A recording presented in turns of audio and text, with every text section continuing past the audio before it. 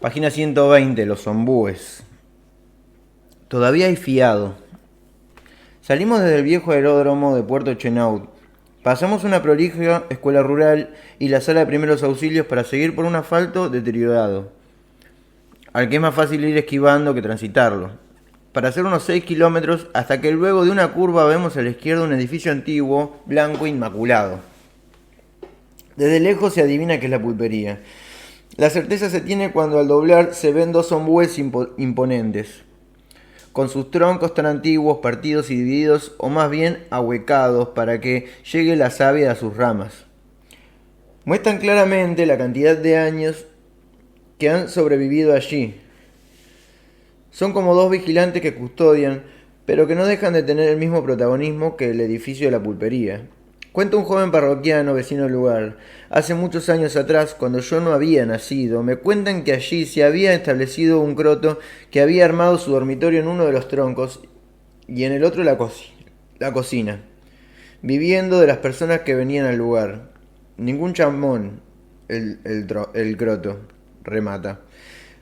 Considerando que la palabra croto viene del apellido del gobernador que creó una ley para que los trabajadores rurales viajaran gratis en el tren de la carga, para poder trasladarse a los trabajos. Con el paso del tiempo, la palabra alude a los sin viviendas, los mal vestidos que viven de la caridad, según el diccionario.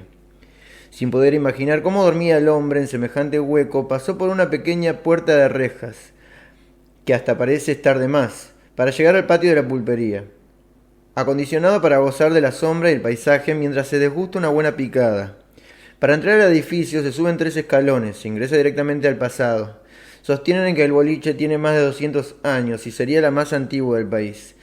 Unas banquetas de paja invitan a sentarse para tomar un aperitivo. Del otro lado del mostrador enrejado puede estar algún insaugarat, familia que atiende la pulpería desde hace más de 100 años. Doña Elsa cuenta que por aquí estuvo Julio Argentino Roca y era la parada obligada de las carretas que iban a la cañada de Romero.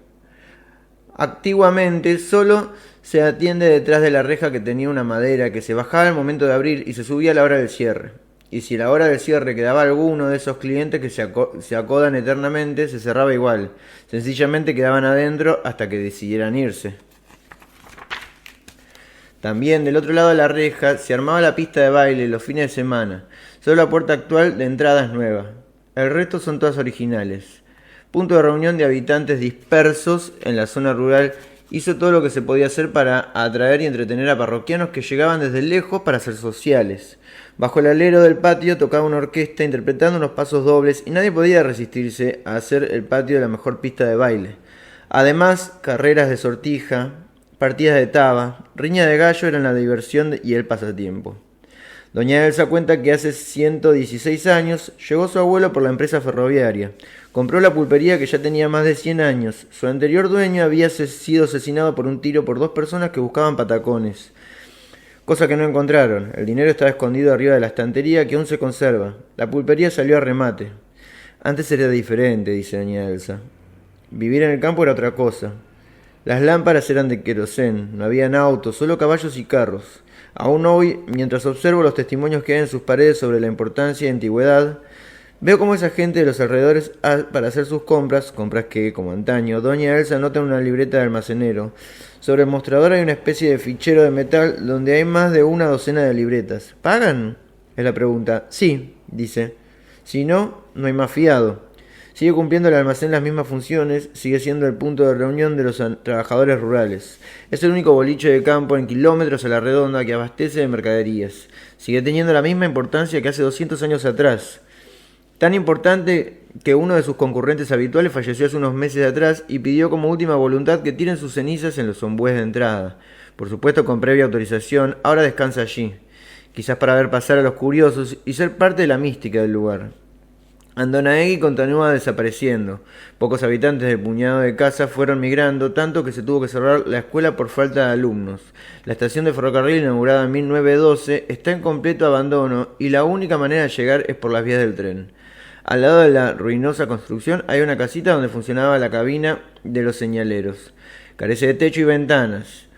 Pero lo altamente curioso de este lugar es una placa recordatoria, que en paz descanse, de una mujer cuya partida fue en 2010. No hay datos precisos, pero se supone que fue arrollada por el tren de ese lugar. Seguimos 5 kilómetros por las vías, cruzando puentes, y dificilísimo, y por dos razones. A algunos de los puentes le faltan durmientes, y la otra razón porque después de un empleado de ferrocarril sufriera un accidente por la presión que ejerció el paso del mismo sobre las cañas, las mismas se cortan haciendo desaparecer los hermosos túneles, que aún se pueden apreciar en algunas fotografías. Queda entonces un piso de cañas resbaladizas que no permite pedalear, y tampoco es fácil caminar.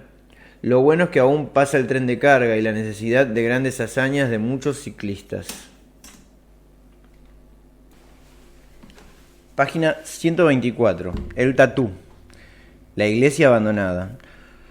Rumbo al norte nos encontramos con el paraje El Tatú. En plena pampa húmeda, rodado de importantes estancias, su nombre fue tomado de la voz pampa, que refería a una especie de armadillo abundante en esta región, mamífero con caparazón, compuesto de numerosas placas. Las más pequeñas en la cola, generalmente de color pardo y hocico alargado. El lugar tuvo su auge en consecuencia de la necesidad de crear una escuela, ya que no solo estaba la población rural permanente, sino también muchos cosechadores golondrinas que traían a su familia. Por eso la creación de la Escuela 16 Fragata Sarmiento.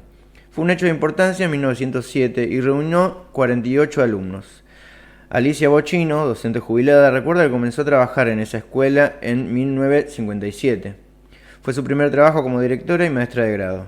Cuando llegué con una compañera, Elba Palacios, ambas con 19 años, teníamos miedo de ir solas en la escuela, pero no había forma de viajar todos los días. Solo un tren de ferrocarril Urquiza que llegaba a Escalada a las 8 de la mañana y pasaba las vueltas a las 11:30, pero nosotras no llegábamos a tomarlos. De Escalada a Tatú hay unos cuantos kilómetros, de modo que nos iba a buscar un sulky, pero para volver el tren ya había pasado. Teníamos que esperar allí a alguien que viniera porque el Tatú no pasaba nadie. Porque por el Tatú no pasaba nadie. Íbamos a Escalada y alguien tal vez venía, aunque había días en que no pasaba nadie hasta tarde y nos quedábamos desde el mediodía hasta la noche. Un día de desesperación nos fuimos en la zorra del ferrocarril, pero así no podíamos seguir en pleno invierno. Entonces la señora de Ustaris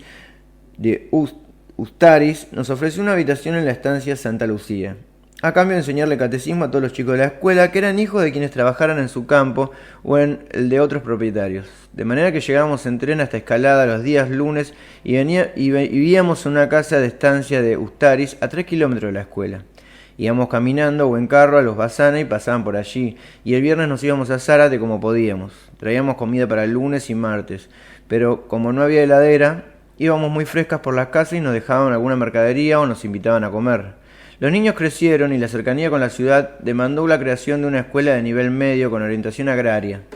En octubre del 85 se crea la Escuela de Educación Media 1, gracias a generosidad baronesa de Vladimira María Juana Catinelli de Bonvenard, quien donó el terreno de 1 hectárea y la construcción del establecimiento, al que le pusieron algunas instalaciones como las secciones para tambo, apicultura, avicultura y porcicultura. En agradecimiento a aquel gesto, la escuela fue bautizada con el nombre del esposo de la baronesa, Carlos Bonvenard. Al lado de la escuela se encuentra el oratorio de Nuestra Señora de Vladimir, también donado al arzobispado por la baronesa.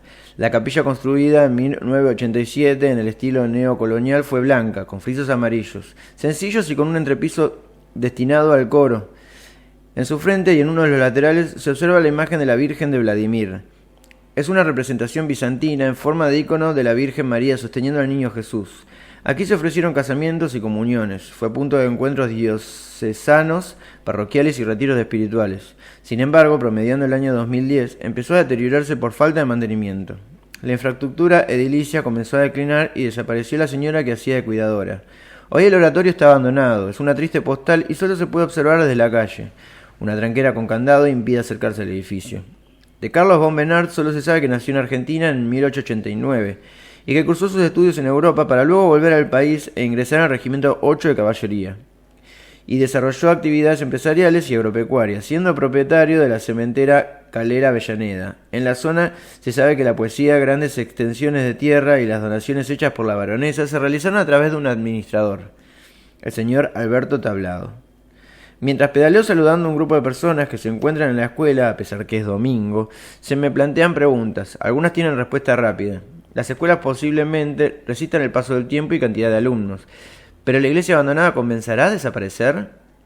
Los únicos testigos silenciosos son los gigantes y robustos árboles que rodean a tan pequeño centro cívico enmudecidos. Observan lo que va muriendo calladamente sin preocuparse por tener sed del cielo porque su espacio es infinito. No le temen ni a la envidia del viento ni a ser víctimas de un leñador.